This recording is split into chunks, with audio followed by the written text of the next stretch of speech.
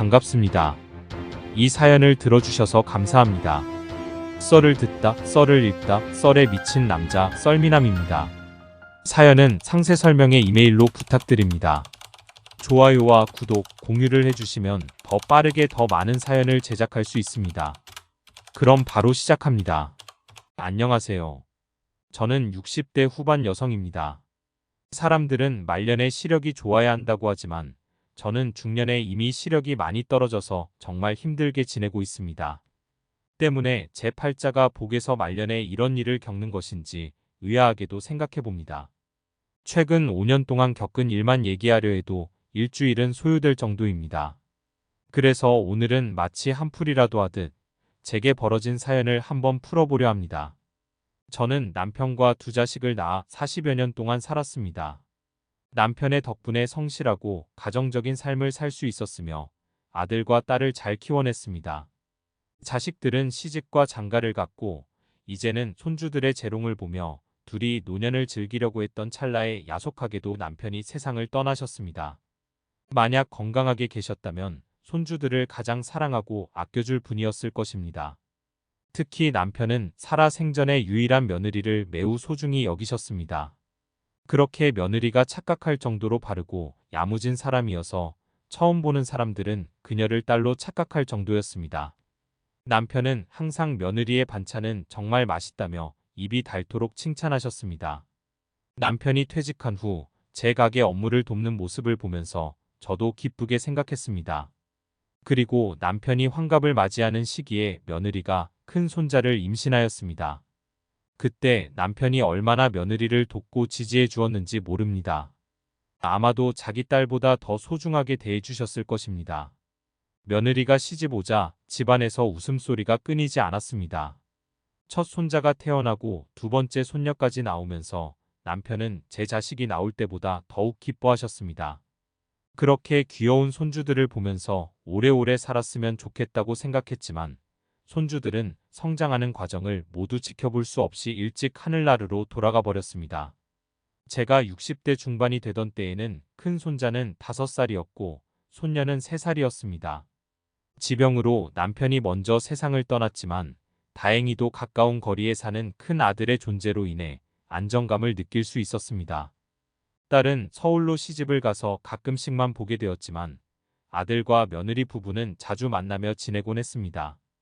며느리는 혼자 있기 심심할까봐 의도적으로 손주들을 자주 데리고 왔습니다. 그녀는 회사에서 일하면서도 손주를 키웠습니다. 자식이 둘이라 맞벌이를 해야만 살 수 있다며 정말 힘들게 살아왔습니다. 아무런 사고 없이 아들과 며느리가 잘 살아주는 것을 보면서 참으로 기특하다고 생각했습니다. 그렇게 계속해서 가족들과 행복하게 살았으면 이런 사연을 글로 남기지 않았을 텐데요. 며느리는 평온한 일상을 보내고 있던 중 우연히 근처로 이사온 여고 동창을 만나게 되었습니다. 며느리의 친구는 제가 살던 곳에서 1시간 반 거리에 살고 있어 종종 마주치기도 했습니다. 그러던 중 아들 부부가 지내던 같은 아파트로 이사온 며느리의 친구가 불행을 가져올 줄은 상상도 못했습니다. 처음에는 그저 친구가 근처로 이사와서 함께 지낼 사람이 생겨서 좋겠다라고 단순하게 생각했었지만 지금 생각해보면 며느리의 동창은 어딘가 인상이 있었습니다. 며느리와 함께 주말에 가게를 찾아왔던 적이 있어서 그때 며느리의 친구를 처음 만났습니다. 서로 반갑게 인사하며 잠시 앉아 있다가 갔었는데 며칠 후에 며느리 친구의 말에 귀가 집중되었습니다. 한 번은 퇴근한 며느리가 친구와 함께 했던 적이 있었는데 항상 아이들을 하원시키면서 같이 들렸습니다. 그때 그 친구가 왔었고 저는 손주들과 함께 오는 며느리를 보며 반갑게 인사를 했습니다. 손주들도 제 가게에 오면 식혜를 마시며 잠시 앉았다가 갔었는데 그 모습을 보며 며느리의 친구가 갑자기 이런 말을 했습니다. 요즘 애들은 원래 유치원부터 바쁘게 커야 되는데 이럴 때 보면 시골이라 그런지 애들이 다 편해 보여요. 애들이 유치원부터 바쁠 때 뭐가 있나 놀고 먹느라 바쁘겠지? 아유 어머님 요즘 너무 모르신다. 요즘 애들은 엄마의 정보력과 시댁 재력으로 크는 거래요. 애들 하나 키우는데 돈이 얼마나 드는데요. 시댁 재력에 따라서 애들이 크는 거라니까요. 무슨 그런 초치는 소리를 내? 세상에 그런 말이 어디여 나는 난생 처음 들어보구만. 이렇게 뭘 모르시니까 반찬 가게 하시는 거예요. 반찬만 이렇게 오래 셨으면 김치 공장이라도 하나 설립하지 그러셨어요. 저번에 김치 제가 먹어보니까 정말 맛있던데요. 계속 이렇게 구멍가게만 하고 계시면 손주들도 구멍가게만큼 크는 거라니까요. 맛있게 먹은 것은 좋지만 좋은 김치를 먹고 신소리를 할 거면 앞으로 여기 오지 마세요. 아직 다 크지도 않은 애들 앞길을 막는 소리를 하고 앉아 있네요. 어머님 죄송해요. 제가 너무 편해서 주책을 맞았네요. 그때 며느리의 상황을 수습하려고 진땀을 흘렸습니다. 세상에 애들은 시댁 재력만큼 커진다는 소리를 듣고 기뻐하겠습니까? 그래도 같은 자리에서 오랜 시간 동안 장사를 해오며 나름대로 잘 운영하고 살아가고 있었는데 이런 말을 듣니 기분이 상하기만 했습니다. 앞으로의 길이 구름같이 흐려질 것 같아 창창한 손주들을 보면서 크게 좌절했습니다. 그래서 그때 며느리 친구에게 오지 말라면서 호통을 쳤습니다. 그제서야 사과를 했습니다. 속으로는 참 생긴 대로 말 한번 믿게 해야지 하며 넘겼습니다. 솔직히 어린애들도 아니고 사람 인성이 이상해 보인다고 놀지 말라고 사이를 찢어놓을 수도 없었습니다. 그렇게 며느리와 친구 간의 갈등은 계속되었습니다. 며느리는 상황을 수습하기 위해 최선을 다하였지만 어쩔 수 없이 이웃 사람들에게까지 영향을 미치기 시작했습니다. 주변에서는 며느리가 시댁 재력에 의존하여 자식들을 키운다는 소문이 돌았고 이로 인해 애들은 성장하는 과정에서 제대로 된 가치관과 책임감을 배우지 못한다는 비난의 목소리가 나오기도 했습니다. 며느리는 이런 비판적인 시선과 함께 집안일과 아이들의 양육에 대한 압박감을 겪었습니다. 하루하루 지나갈수록 고통스러움은 깊어져만 갔습니다. 그러던 중 한 번은 며느리 친구와 함께 평일에 제 가게를 방문한 적이 있었습니다. 그 순간부터 며느리의 심정은 절정에 달했습니다. 솔직히 말해서 제가 오래 장사하며 구멍가게를 운영하고 있다는 사실을 알면서도 그런 소리를 듣는 것은 참으로 억울했습니다. 서로 안 맞는 게 있으면 말하지 않아도 멀어지게 되는 건 당연한 일이죠. 하지만 이상하게도 요즘은 날이 갈수록 둘이 붙어 있는 시간이 늘어나고 있습니다. 예전에는 회사가 끝나면 손주들을 돌보느라 바빴던 며느리가 어느새 애들을 아들 사진관에 맡기고 동창인 친구와 볼링을 즐기러 가는 날이 자주 되었어요. 큰 손자가 7살이 되던 해부터 그런 변화가 시작되었습니다. 그러던 어느 날 며느리가 서둘러 나와서 큰 손자와 소녀를 저에게 맡기며 이렇게 말했습니다. 어머님 죄송해요. 오늘 모임이 있는데 애들을 맡길 곳이 없어서요. 평일 저녁에 모임을 가는 거야? 그럼 모임에 참여하기 시작한 게 얼마 전인데 오늘이 그날인가 보네요. 애들 좀 부탁할게요. 왜 이렇게까지 모임에 몰입해서 애들 교육 문제로 심각하게 생각해야 하는 거야? 크면 알아서 자기 길을 찾게 되는 거 아니야? 원래 하라고 밀면 더 싫어지는 법이잖아요. 그래도 어쩔 수 없지 않을까요? 어머님, 애들 좀 부탁할게요. 늦어서 죄송해요. 며느리는 늦었다면서 애들을 맡기고 급하게 나갔어요. 이전에는 그런 일이 없었는데 그때부터 며느리가 애들 때문에 바빠진 것 같더라고요. 안 그래도 며느리 친구가 엄마 정보력으로 시댁의 재력으로 크게 키우겠다는 얘기를 듣고 난 후로 괜히 애들 교육 문제에 신경을 쓰기 시작한 것 같았습니다. 나중에는 제가 돈을 내라고 할지도 모르겠다 싶을 정도로 며느리가 애들 교육 문제로 골치를 썼어요. 하지만 급하게 손자와 손녀를 맡기고 간 날 밤 11시까지 며느리가 돌아오지 않았습니다. 그래서 저는 아들에게 전화해서 며느리가 오지 않는다고 말했어요. 아들의 사진관은 연초 때문에 바빠서 문을 닫았는데 그때 제 전화를 받고 제 가게로 달려왔어요. 놀란 얼굴로 들어온 아들을 보면서 저는 말했어요. 대체 무슨 모임을 갖길래 애들은 여기 맡겨놓고 이렇게 오지 않아? 엄마 미안해요. 내 전화도 안 받아서 대체 뭐하고 있는 건지 모르겠어요. 그 모임 소개를 해준 친구와 간 것 같은데 왜 그 친구는 전화를 안 받을까요? 그 친구가 어떤 사람인지 궁금하네요. 며느리와 붙어 다니던 이 마누라가 좀 변한 것 같아서 찜찜했습니다. 며느리가 애들 교육 때문에 바빴다며 애들을 저에게 맡겨놓은 것도 깜빡한 일이었습니다. 그날 거의 새벽이 되어서야 며느리가 전화를 했더군요. 황당하게도 너무 늦어져서 전화를 받았고 이렇게 말했습니다. 너는 정신이 어디 있니? 애들 교육을 챙긴다면 새벽까지 찾아와야지. 어머님, 정말로 죄송해요. 애들 아빠가 애들을 데려갔어요. 그래서 이 시간까지 내가 애들을 보겠어요. 너 요즘 정신이 어디 팔린 거야? 당장 크는 애들도 못하면서 무슨 교육이야? 오늘은 제가 너무 바쁜 날이었어요. 처음인 것 같아 배울 게 많네요. 내가 애들의 미래를 생각해서 그러는 건 이해해. 근데 당장 지금 잘 키워야 나중에도 잘 크잖아. 죄송해요, 어머님. 며느리는 처음이라 배울 게 많았다면서 저에게 사과를 했습니다. 그런데 왠지 며느리의 대답이 이상했습니다. 애들 교육 때문에 가는 모임이라 뭘 배울 게 있나 싶었어요. 그래서 아무래도 며느리의 대답이 이상해서 아줌마와 얘기해 보니 공부를 엄마도 같이 해야 뭘 가르친다는 건 말하는 겁니다. 그 소리를 듣고 나니까 그게 맞는 것 같았어요. 그래도 아직 큰 손자가 유치원에 갓 입학했는데 뭘 배워서 가르칠 만큼 대단한 게 있을까 싶었습니다. 그러던 어느 날 며느리가 한동안 안 보였습니다. 제법 오랫동안 안 보였기 때문에 저는 며느리가 애들 교육을 시작한 걸까 생각했습니다.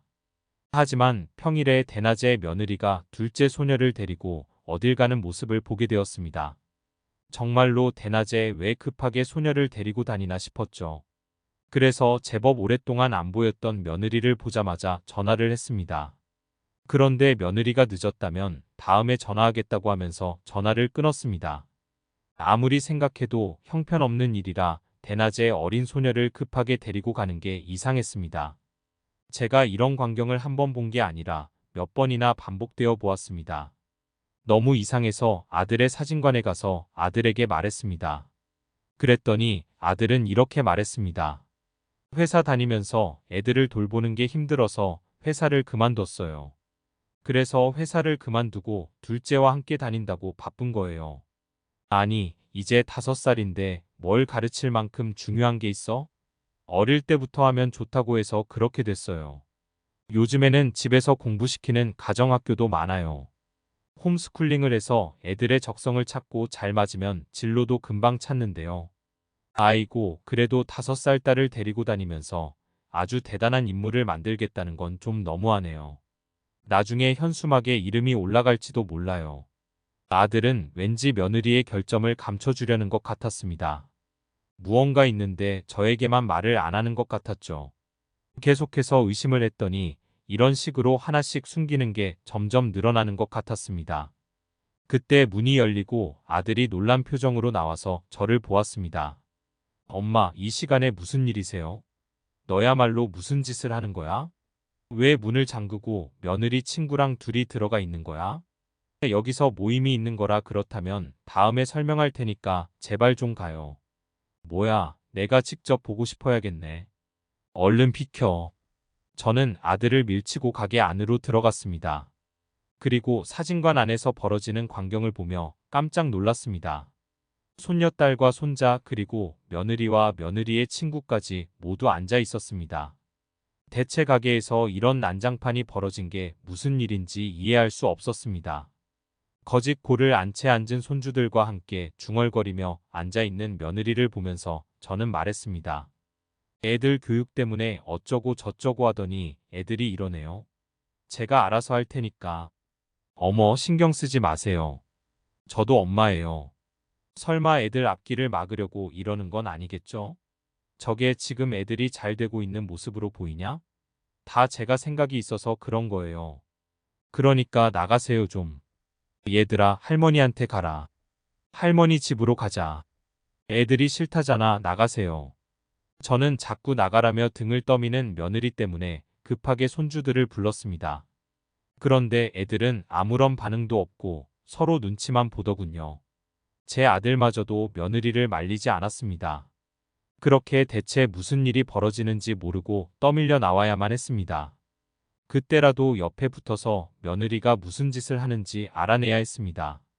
정말 후회스러워요. 항상 깔끔하고 단정했던 손주들은 언제 갈아입었는지 모르게 꼬질꼬질한 얼굴로 보였습니다. 한동안 구석에서 기가 죽은 채로 눈치를 보던 손주들의 모습이 눈에 밟혀서 잠도 설칠 정도였어요. 그 모습을 두 눈으로 보니까 가만히 있을 수가 없었습니다. 그래서 전화도 해보고 가게도 가보고 집으로도 가봤지만 며느리와 아들의 소식이 또 끊겼습니다. 마치 증발한 것처럼 사라진 아들 부부 때문에 신고라도 해야 되나 싶었습니다. 그래서 정말로 신고라도 할 참이었습니다. 그런데 갑자기 손자한테 전화가 왔습니다. 번호를 보니 아들 집의 집 전화 번호였던 것입니다. 받아보니 아픈 목소리로 손자가 말했습니다. 무슨 일이냐고 물었습니다. 뭐야? 무슨 소리야? 왜 갑자기 이런 말을 하는 거야? 정말 이해가 안 가네. 내가 생각해도 저게 문제의 핵심이라고 생각하는데. 나는 며느리의 친구를 보면서 화를 냈습니다. 계속해서 생각해도 며느리의 친구가 등장하면서 아들과 며느리 부부가 이상한 행동을 하기 시작했다고 생각했어요.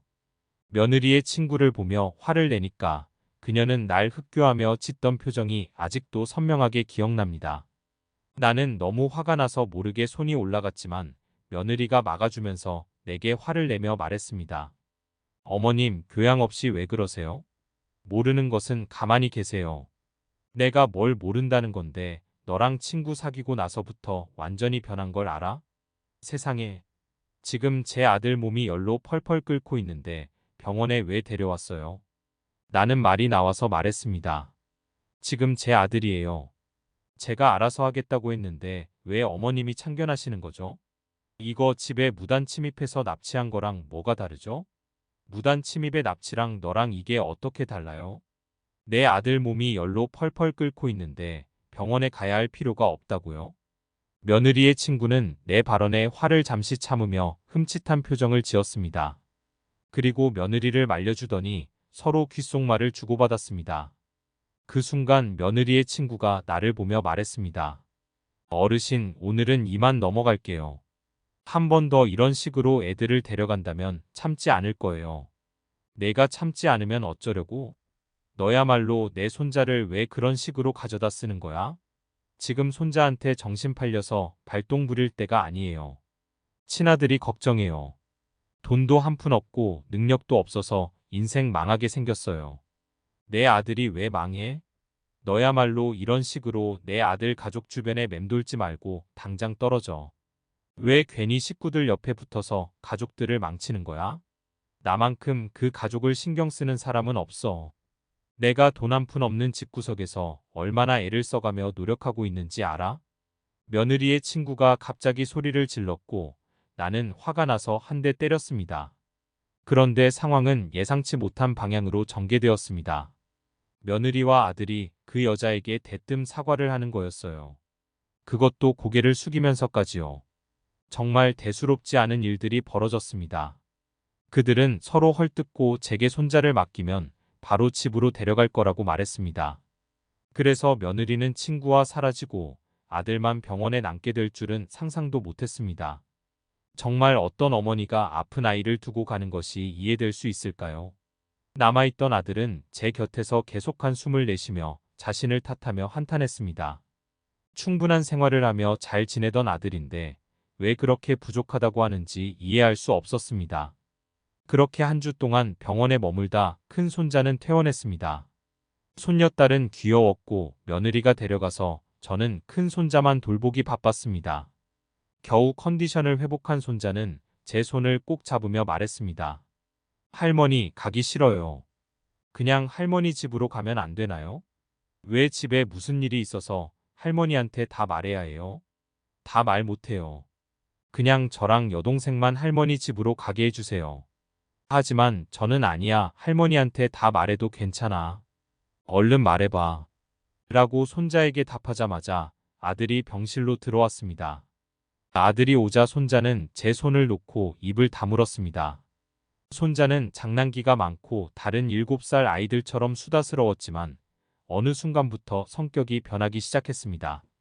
이상한 일이 한두 가지가 아니었기 때문에 저는 손자를 집으로 데려가서 직접 물어보기로 결심했습니다. 문제는 아들이 지키고 있으므로 어떻게 손자를 가져와야 할지 고민되었습니다. 일단 저는 손자에게 조금 있다 간식을 주러 간다고 하며 아들을 붙잡았습니다. 내 아들이 우리 집에 가겠다면 내가 가서 밥 좀 먹여서 보내줘야겠네. 엄마, 그만 좀 해요. 저 애들 뒷바라지하고 가르치느라 등골이 빠져가는 것 같아요. 공부하기 싫어서 그런 거예요. 대체 뭘 가르치고 있길래 돈이 그렇게 드는 거야? 너도 그렇고 며느리도 그렇고 뭐하고 다니는 거야? 나한테 제발 말 좀 해봐. 손자의 아버지인 아들은 말만 하면서 손자를 데리고 나갔습니다. 조선시대도 아니고 병원이 있는데 애를 병원에 데려왔다고 이렇게까지 한탄을 하는 건 어떻게 생각하시나요? 저는 정말 어린 손주들이 아니었어도 진작에 연을 끊을 수 있었던데 말이에요. 그때만 해도 아들은 애들 교육으로 뭘 하려고 그러나 싶었습니다. 그래도 손자가 저렇게까지 싫어한다면 꼭 가야 할까 싶었고요. 정말 그때는 손자가 공부하기 싫어서 그런 거라고 생각했습니다. 그래서 아들과 함께 집으로 돌아와 며느리를 설득해 보았지만 며느리와 아들은 애들이 유학을 가야 한다며 고집을 부렸습니다. 아직 유치원 다니는 손자와 어린이집 다니는 소녀가 유학을 간다고 뭐 배우겠습니까? 하지만 며느리는 지금 가야 귀도 트이고 입도 열린다면 반드시 보내줄 의지가 강했습니다. 손주들은 죽어도 가기 싫어하는 눈치였지만 제가 할 수 있는 게 없었습니다. 그래서 저는 며느리를 며칠 동안 설득하려다 실패해서 결국 마지막으로 말했습니다. 애들 외국어 공부는 좋은데 건강을 먼저 챙겨야 합니다. 건강해야 배운 걸 써먹고 살 수 있을 텐데 걱정 마세요. 다 제가 알아서 할 거예요. 결국 손주들은 유학을 가게 되었고 그 후로 저는 아들 집에 발도 못 붙였습니다. 병원에서 본 모습이 마지막이라서 손자가 너무 걱정되어 어디로 얼마나 갔는지 며느리와 아들에게 여쭤보았지만 아무런 답변도 듣지 못했습니다. 그로 저는 어린 손주들이 고향을 떠나 어딘가에서 공부를 하고 있다는 정도만 알고 있었습니다. 그런데 마치 저와 손주들 사이를 단절시킨 듯한 연락조차 못하고 지내니까요. 손주들의 안부를 알기 위해서라도 며느리와 아들을 통해서만 전할 수 있었습니다. 그렇게 1년이 지났고 동네에는 이상한 소문이 돌기 시작했습니다. 며느리가 동네 사람들도 모자라서 여기저기 돈을 빌리러 다니고 있다는 소문입니다.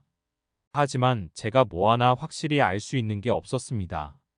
동네 사람들은 점점 수군거리며 말하고 저는 며느리를 불러서 여쭤봐도 모른다고 했습니다. 그래서 제가 할 수 있는 게 있었을까요? 아들도 마찬가지였습니다. 아들은 제 전화를 피하기까지 했고 나중에는 아들과 며느리와의 관계가 깨져버린 것 같았습니다. 오죽하며 서울에 있는 딸마저 제 걱정을 하면서 말했습니다. 엄마, 그냥 오빠 일에 신경 꺼주세요. 대체 무슨 말 하나를 시원하게 하는 법이 없어요. 저번에는 나한테 돈을 빌려달라는 거야? 그래서 왜 그러냐고 했더니 아무 말도 못하는 거 있지? 오빠가 돈 빌려달라고 하면 이유 말할 때까지 절대 빌려주지 마. 그냥 무슨 말을 해도 빌려주지 마. 너한테도 돈 얘길래? 아니, 대체 둘이 뭐하고 사는 거야? 유학 간 애들도 연락이 없고. 아유, 속 터져. 엄마도 그냥 신경 꺼. 우리가 무슨 말을 해도 귓등으로도 안 듣는 사람이야. 저는 딸의 전화에 한숨이 절로 나왔습니다. 손주들의 유학 자금이 없는 건지 계속해서 돈을 빌리러 다니는 아들을 보니 답답했습니다. 그렇게 한동안 아들 집에도 가보지 못하고 시간이 흘렀습니다. 책가방을 메고 학교에 가는 어린애들을 보면 손주들이 떠올랐어요. 한국에 있었다면 초등학교에 갔을 손자가 떠올랐죠. 그런데 그때쯤 며느리가 시장을 돌아다니며 다녔어요. 그러나 동네 사람들은 제 눈치를 보며 저를 피하는 겁니다. 이 동네에서 오래 살아서 사람들과 친했는데 어딘가 이상했습니다. 그러던 중 반찬 가게에서 김치를 담그고 있는데 며느리를 발견했습니다. 저는 며느리를 부르며 말했습니다. 혜미야, 에리와 와봐. 누가 네 며느리야? 웃겨 죽겠네. 뭐야, 너 지금 그게 무슨 대로 내가 왜 당신의 며느리예요? 나는 그런 미천한 존재가 아니거든요. 기분이 참 복잡해서 얼렁뚱땅 벙쪄 있었어요. 그 사이 며느리는 어떤 차를 타고 사라져버렸습니다. 젊고 지혜로운 며느리였던 그러나 어느 순간 정신을 차린 아들은 과거의 사건들을 밝혀냈습니다. 아들의 이야기를 듣자 며느리는 아들이 사진관을 개장하기 전에 그곳에서 전도 활동을 하고 있었다고 털어놓았습니다. 처음에는 아들이 믿지 않았지만 며느리와 친구의 이야기를 듣고 전도된 것으로 확인되었습니다. 그런데 문제는 며느리의 친구가 선동적인 인물이었다는 것입니다. 그 친구는 아들의 사진관에 찾아와서 자신은 심한 우울증을 겪다가 기도 중에 치유를 받아 현재 돈과 명예를 즐기며 다니고 있다고 말했습니다. 더군다나 그 친구는 이 좋은 기회를 많은 사람들과 나누려고 다니고 있다며 자신을 믿으면 대대손자손까지 행복한 삶을 살 수 있다고 주장했습니다. 하지만 나는 어디까지나 신중해야 한다며 모든 사람이 믿을 수 있는 곳은 아니라며 경계했습니다. 그리고 아들에게 따라와서 들어보라고 말했습니다. 이후로 아들은 매일 기도를 하기 시작하였고 놀랍게도 사진관은 갑자기 번창하기 시작했습니다. 그래서 아들은 헌금을 내며 잘 다녔지만 어느 순간부터 사진관의 상황이 다시 좋지 않아졌습니다. 나중에 알게 된 사실은 이 모든 것이 계획된 일이었다는 것입니다. 불법 종교를 믿던 신도들이 단체로 찾아와서 사진을 찍다가 갑자기 전등을 꺼버렸더니 당연하게도 번창한 곳에서 추춤했습니다.